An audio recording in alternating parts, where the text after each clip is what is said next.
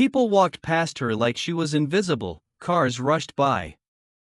Shopping carts rolled across the parking lot. The world kept moving. But on a cold evening in Dallas, Texas, one young mother sat on the curb outside a supermarket, crying so hard she could barely breathe. Her little daughter wrapped tiny arms around her neck and whispered, "It's okay, Mommy." It wasn't okay. Before we begin, if you believe small acts of kindness can change lives, make sure you subscribe to Kindness Story Hub, like this video, and share your thoughts in the comments. Your support helps us bring more powerful stories that remind the world compassion still exists. Now let me tell you what happened that night. Her name was Sarah Mitchell. She was 32 years old and had never imagined her life would look like this. 2 months earlier, her husband had left without warning. The bills stayed. The rent stayed.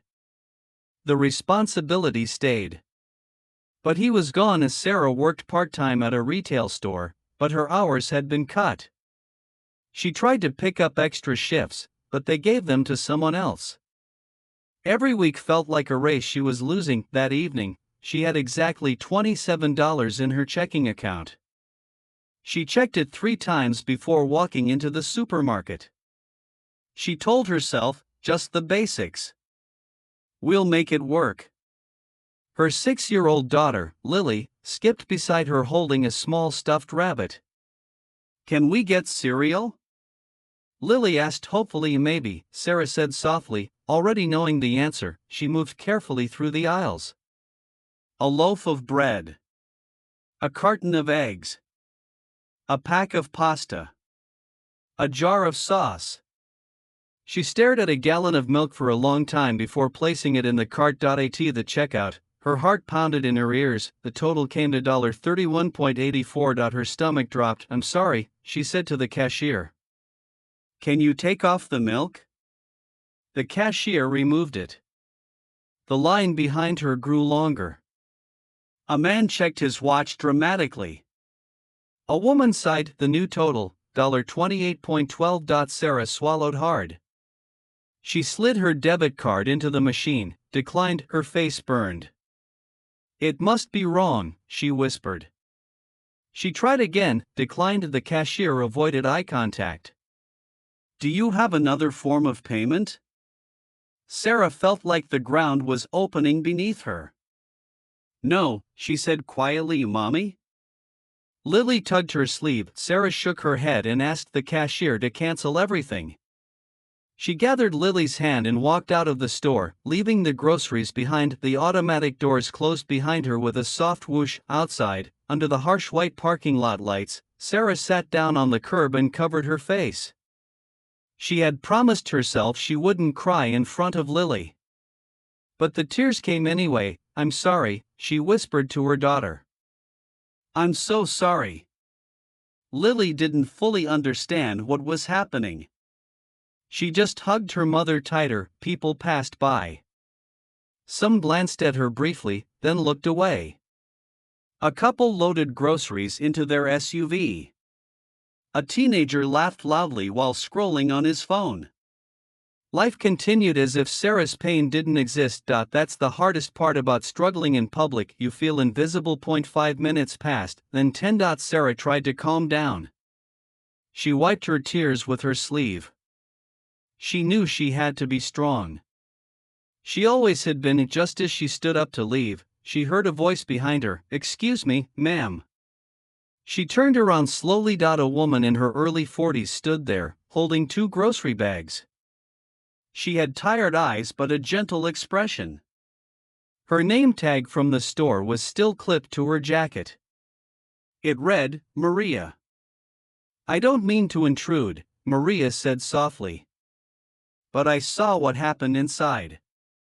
Sarah's first instinct was embarrassment.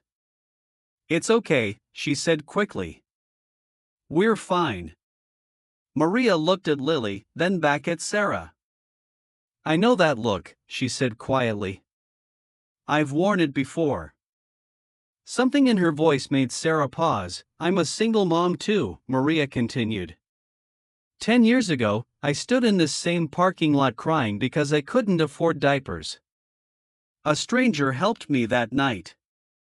I told myself if I ever got back on my feet, I'd do the same for someone else.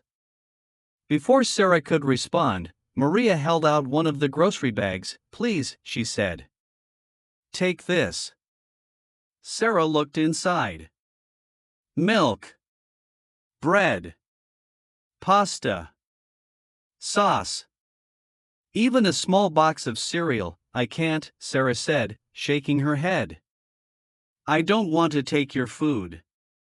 Maria smiled gently. It's not my food anymore.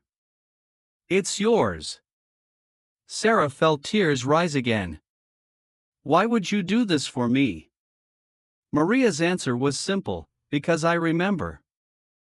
There was no pity in her voice.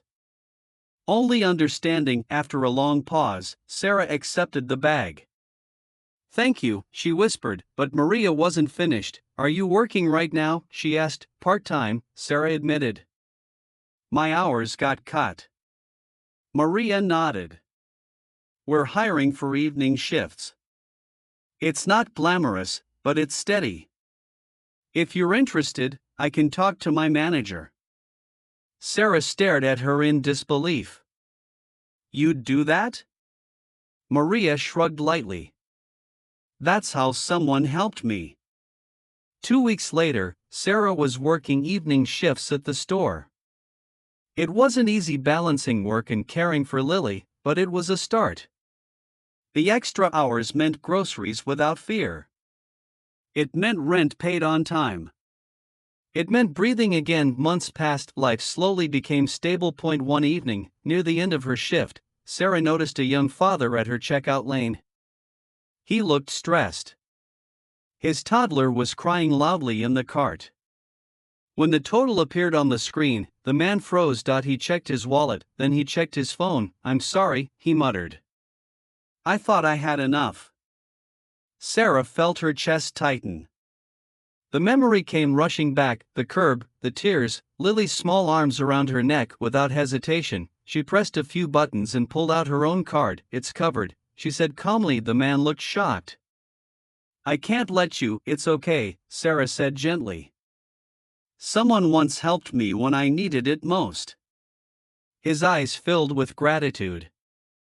Thank you, he said quietly. That night, Sarah told Lily what had happened. Mommy, Lily said thoughtfully, does kindness keep going? Sarah smiled. Yes, she said. It does. And that's the thing about kindness, it doesn't just solve a problem for one night. It plants something. It grows quietly.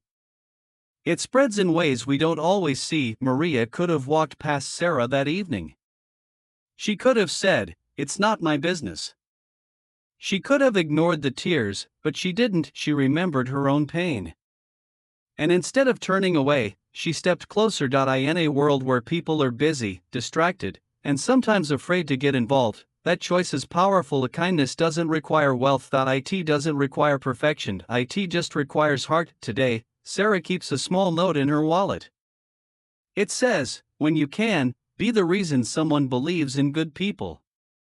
She reads it often because she knows what it feels like to sit on a curb and believe no one cares, and she knows what it feels like when one stranger proves you wrong. So the next time you see someone struggling in a parking lot, at a checkout line, on a sidewalk, pause. You don't have to change their whole life, but you might change their day, and sometimes, that's where everything begins. If this story touched you, share it. Remind someone that compassion still exists. And remember, kindness doesn't disappear. It multiplies. Be the reason it does.